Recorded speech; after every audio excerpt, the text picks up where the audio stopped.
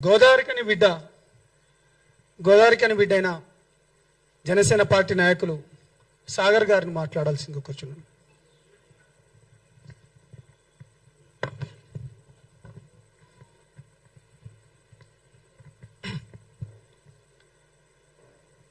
అందరికీ నమస్కారం. జై తెలంగాణ. ఫస్ట్ ఆఫ్ ఆల్,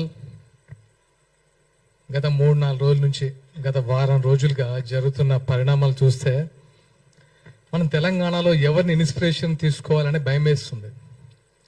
ఎవరైతే మేధావులు, ఎవరైతే మంచి విశ్లేషకులు, ఎవరైతే యువతకి ఒక మార్గదర్శకులు అనే వాళ్ళే ఇలా మాట్లాడుతుంటే నేను తప్పు చేశానా, వీళ్ళని ఇంకొక లెవెల్లో ఊహించుకున్నాను అనుకున్నాను. ఎందుకో కొంచెం బాధ కూడా అనిపించింది. ఈరోజు ఈ ప్రెస్ మీట్ పెట్టడానికి కారణం, ఇది ముగిద్దామా లేదా మీరు డిసైడ్ చేసుకోండి. పాషం యాదగిరి గారు, నేను మిమ్మల్ని ఎప్పుడు కలవలేదు, పేరు మాత్రం విన్నాను, చాలా గొప్పగా విన్నాను. కానీ నిన్న ఫస్ట్ టైం ఈ చూసిన తర్వాత నాకు మిమ్మల్ని గారు అనాలంటే నాకు నా మీద ఈయనేంటి ఇలా మాట్లాడాడు, అసలు ఏంటి ఈయన బ్యాక్గ్రౌండ్ ఏంటి, ఈయన మనస్తత్వం ఏంటి, ఈయన సీనియర్ జర్నలిస్ట్, విశ్లేషకులు, విద్యావేత్త, ఎంతో మంది తెలంగాణ ఉద్యమంలో ఎంతో మందిని చైతన్యవంతులు చేసిన ఆ పెన్ను ఇలా మాట్లాడుతుందా అని కొంచెం బాధేసింది. ఆయన మాట్లాడిన మాటలు మీ ఇంట్లో వాళ్ళకి ఒక్కసారి చూపించండి యాదగిరి గారు. మీ ఇంట్లో వాళ్ళు హర్షిస్తారని చెప్పుకుంటే నేను నిజంగా ఒప్పుకుంటాం.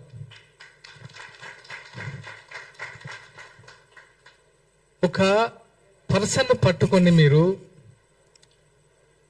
ఎలాంటి మాట్లాడారో ఒకసారి మీరు మాట్లాడిన వీడియో మీరే చూసుకొని సిగ్గుపడండి.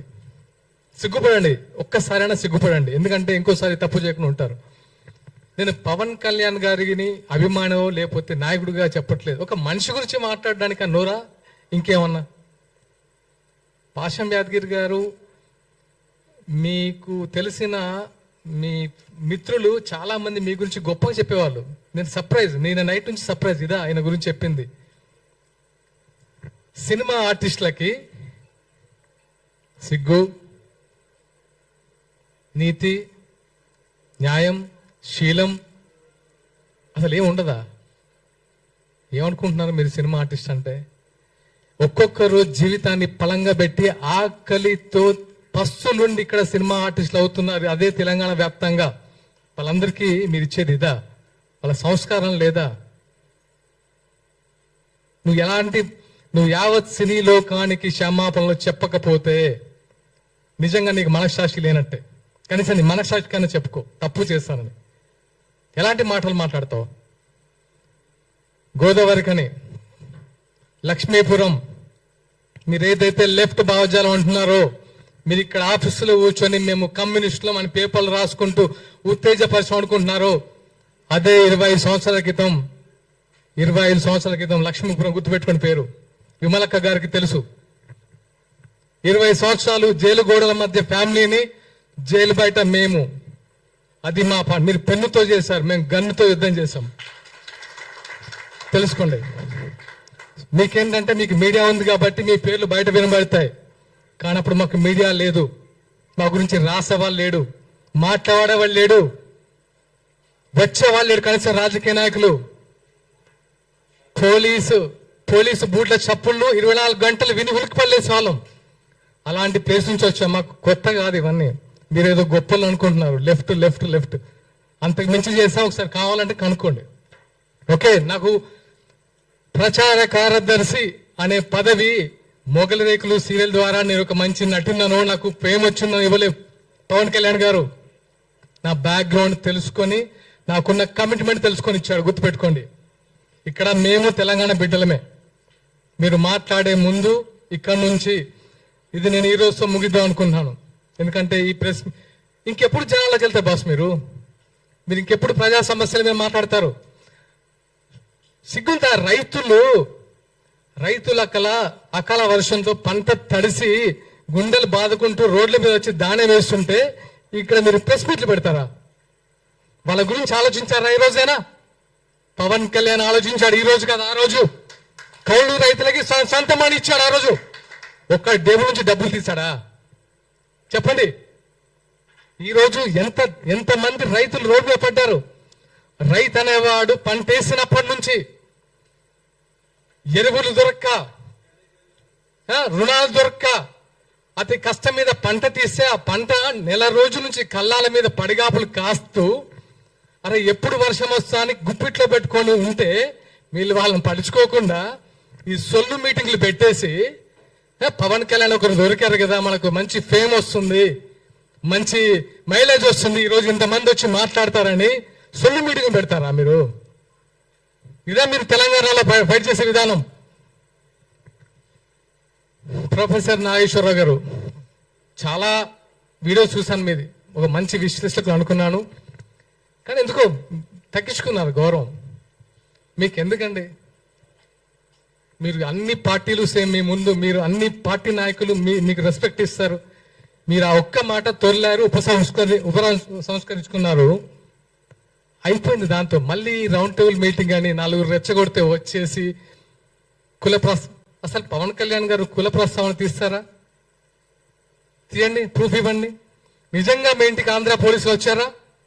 చెప్పండి. ఆంధ్ర పోలీసులు వస్తే రుజువు చేయండి. మీరు వచ్చారని ప్రూవ్ చేయండి, మేము తలదించుకుంటాం. మీ ఇంటికి పోలీసులు ఎందుకు వచ్చారో మీకు తెలియదా? నేను విన్నదైతే ఎవరో ఏదో యూట్యూబ్ ఛానల్లో చూశాను, 10 TV ఇష్యూలో సంథింగ్ అని. దాన్ని ఆంధ్ర పోలీసులు వచ్చారు అరెస్ట్ చేయడానికని ఒక ప్రోగ్రాం పెట్టి విద్వేషాలు రెచ్చగొట్టి అవసరమా? మీరు యువతకు మార్గదర్శకులు అనుకున్నాను, కానీ ఇలా దిగజారుడుతనం చేసి దిగజారడం అంటే నాకు తెలిసి ఇలా ఈ టైంలో యువత కూడా ఇలాంటి చెత్త మాటలు మాట్లాడట్లేదు. సొఫిస్టికేటెడ్ గా ఉంటున్నారు, అంబిషియస్ గా ఉంటున్నారు. ఏవి నీళ్లు, నిధులు, జ్ఞాపకాలని 12 సంవత్సరాల తెలంగాణ ఏమైందని ఒకసారి ప్రశ్నించారా? విగ్రహాలు పెడుతున్నారు, ఎన్టీఆర్ విగ్రహం పెడుతున్నారని గొడవ చేస్తున్నారు కదా. టీఆర్ఎస్ హయాంలో చాలా విగ్రహాలు పెట్టారు కదా, అప్పుడు ఎందుకు ప్రశ్నించలేదు? అప్పుడు ఎందుకు నోరు లేవలేదు? అదే స్వయంగా కేటీఆర్ గారి పేరే ఎన్టీఆర్ తారక రామారావు పేరు పెట్టారు, మార్చేస్తారని మార్చారు కదా. ఇది కాదు కదా. సమస్యల మీద ఫైట్ చేయండి.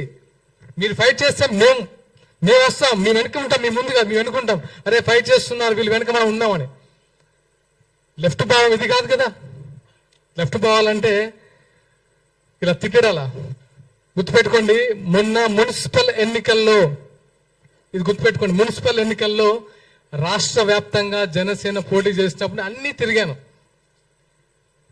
గోదావరి కని పరిసర ప్రాంతంలో ఎల్బీ నగర్ లో ఒక్క కమ్యూనిస్ట్ గెలిస్తే నా ఫస్ట్ ఫోన్ ఆ కమ్యూనిస్ట్కి ఫోన్ చేశాను. అతని పేరు సూర్య. అది నేను ఎవరికి ఫోన్ చేయలే, కాంగ్రెస్, టిఆర్ఎస్, బీజేపీ. ఒక కమ్యూనిస్ట్ పార్టీ గెలిచిన యువకుడు, అరే ఈ టైంలో ఇంత ఉందా, ఇంత అంబిషియస్ గా ఫైట్ చేస్తున్నాడు, ఎవరా యువకుడు అని చెప్తే అతని పేరు సూర్య. అతని ఫస్ట్కి వెళ్ళి నేను ఫోన్ చేసి మాట్లాడి నేను అప్రిషియేట్ చేసిన మొదటి వ్యక్తిని. అది నాలో ఉన్న కమ్యూనిస్ట్ రక్తం. మీలో ఉంది కమ్యూనిస్ట్ రక్తం కాదని నా ఫీల్. ఎందుకంటే ఇలా తిట్టద్దు. ఇలా తిట్టుకుంటూ కొట్టుకుంటూ ఏం సాధిద్దాం తెలంగాణలో? ఏముంది ఇప్పుడు సిచ్యువేషన్? తెలంగాణలో ఏమైనా ఉందా? మిగిలిందా? ఎవరైనా సంతోషంగా ఉన్నారా? యువత సంతోషంగా ఉందా? వాళ్ళ ఉద్యోగాల సిచ్యువేషన్ ఆలోచించారా? మొన్న ఆర్టీసీ కార్మికులు సూసైడ్ చేసుకుంటున్నాయి కదా, వాళ్ళ సంతోషంగా ఉన్నారా? రైతులైతే వాళ్ళ బాధ వర్ణాతీతం. ఎరువులు దొరక్క, పంట చేతికి వచ్చిన తర్వాత నీట మునిగి, రైతు బంధులు లేక, రుణమాఫీ కాక, ఇన్ని సమస్యలు పెట్టుకొని మీకు పన్నీ పాట లేక రౌండ్ టేబుల్ సమావేశాలు పెట్టి ఏం చేశారా మీ జేబులో నుంచి? పవన్ కళ్యాణ్ గారు ఏం చేశారు మీకు తెలియదా? ఈ రోజు కాదు, 2009లో ఎక్కడో ఆదిలాబాద్ తాండాల్లో మంచినీటి సౌకర్యం కల్పించాడు. అప్పుడు మీరేం చేశారు? ఎక్కడున్నారు మీరు? ఎన్నో దాన ధర్మాలు చేశారనే. దాన ధర్మాలు కూడా అన్నాను. ఆయన ఒక మనిషి కష్టాల్లో ఉండంటే చేతికి ఎంత ఇస్తారు, అదే నైజం. ఊరికే మేము అట్రాక్ట్ కాము, సినిమాల వల్ల అట్రాక్ట్ కాలేదు బ్రదర్.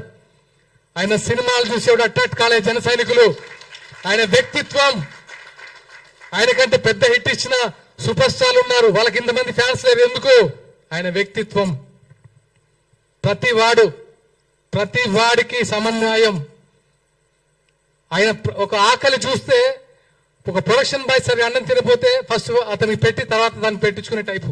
అది తెలుసా మీరు ఆయన గురించి? ప్రతి ఒక్కరూ ఆయన గురించి మాట్లాడితే కనబడిపోతాం సోషల్ మీడియాలో. మన గురించి ఇలాంటి మేము వచ్చి మా బాధ పడి ఇంకా చెప్పాలి. ఎందుకంటే ప్రతిసారి మీరు అబద్ధాన్ని చెప్పుకుంటూ పోతే ఇంకా నిజం చచ్చిపోతున్న భయంతో మేము వచ్చి ఇక్కడ కూర్చొని అది కాదురా బాబు ఆయన ఇది ఇది ఇది ఇది అని చెప్పి ఇంకెక్కడ ఫైట్ చేస్తాం ప్రజా సమస్యల గురించి? రెచ్చగొట్టద్దు బాస్. ఎనఫ్. మాకు సహనం ఉంటుంది. ఇక నుంచి ఇలాంటివి పునరావృతం అవ్వద్దు. ఇది ఈరోజుతో ముగిద్దాం. ప్లీజ్ ఇంకా ఇలాంటి పవన్ కళ్యాణ్ని హైదరాబాద్ రాకుండా అడ్డుకుంటాం. ఎవరికైనా దమ్ముందా? మీకు దమ్ముందా చెప్పండి, తెలుసుకుందామా? ఆపగలరా? మీకు రాజ్యాంగ విలువలు తెలుసా? రాజ్యాంగ హక్కులు తెలిసే మాట్లాడుతున్నారా? తెలంగాణలో జనసేన పార్టీ చాలా బలంగా ఉండబోతుంది. కాబట్టి ఇప్పటి వరకు చాలా ప్లీజింగ్ గా కూడా కాదు మన కళ్యాణ్ గారు నేర్పిన సంస్కృతి తగ్గుదాం కానీ ఎదురు తిరగాల్సి వస్తే మాత్రం నిజంగా తట్టుకోలేరు బాస్, తట్టుకోలేరు. అది గుర్తుంచుకోండి. మరొకసారి చెప్తున్నాను విమలక్క గారికి మనస్ఫూర్తిగా థ్యాంక్స్ చెప్తున్నాను. ఎందుకంటే నేను వచ్చేటప్పుడు అమ్మతో మాట్లాడాను. అమ్మ ఏంటిది ఇలాంటి సిచ్యువేషన్ క్రియేట్ అయింది, ఇలా కాదు కదా. తెలంగాణలో మీరందరూ మాకు ఒక మార్గదర్శకులు, మీరే ఇలా మాట్లాడితే మేమెవరిని మార్గదర్శకంగా తీసుకోవాలి అని అడిగాను. ఆ మంది చిన్న అప్పుడప్పుడు దొలుతుంటాయి, దీన్ని ముగింపు పలకండి అని. అమ్మ మీకు ఇచ్చిన మాట ప్రకారం ఈరోజు నేను ముగిద్దాం అనుకుంటున్నాను. మీరు కూడా దయచేసి ముగించాలని కోరుకుంటున్నాను. అండ్ ముఖ్యంగా మీడియా మిత్రులకి కృతజ్ఞతలు తెలపాలనుకుంటున్నాను. ఎందుకంటే మా భావ ప్రకటన స్వేచ్ఛ కూడా మీరు 10 మందికి చూపించినందుకు మీకు మనస్ఫూర్తిగా కృతజ్ఞతలు. అండ్ జనసేన కార్యకర్తలందరూ నొచ్చుకోకండి. ఎందుకంటే ఇప్పుడు యాదగిరి గారిని నేను కూడా మీరు అన్నట్టు మాట్లాడితే మీకు ఫ్యామిలీ ఉంది, భరించగలరా? ప్రొఫెసర్ నాగేశ్వరరావు గారిని మీరు భరించగలరా మీ ఇంట్లో వాళ్ళు? మరి పవన్ కళ్యాణ్ గారి ఫ్యామిలీ ఎన్నిసార్లు భరించాలి సార్? ఎంతమంది భరించాలి? అక్కడ ఏపీలో వాళ్ళైతే నోరు పెట్టలేని తెలిసిందేగా. ఇంకెంతకాలం భరిస్తాడు ఆయన కూడా సహనం ఉంటుంది కదా. ఇంకానా 3 పెళ్ళిళ్ళు 2 పెళ్ళిళ్ళు ఏంటి బాస్? ఇంకా ప్రపంచంలో ఎవరికి సిచ్యువేషన్స్ వల్ల అవ్వట్లేదా? ఆయన ఏమన్నా రాజ్యాంగ విరుద్ధంగా చేశారా? ఆయన వాళ్ళే బయటకు వచ్చి ఆయన గురించి గొప్పగా చెప్తారు. మీకు వచ్చే నష్టం ఏంటి? ఇంకా చాలు. Enough. Thank you all. Thank you so much. Thank you. మీకు మళ్ళీ ఒక రిక్వెస్ట్ అన్న, ఇటు మీ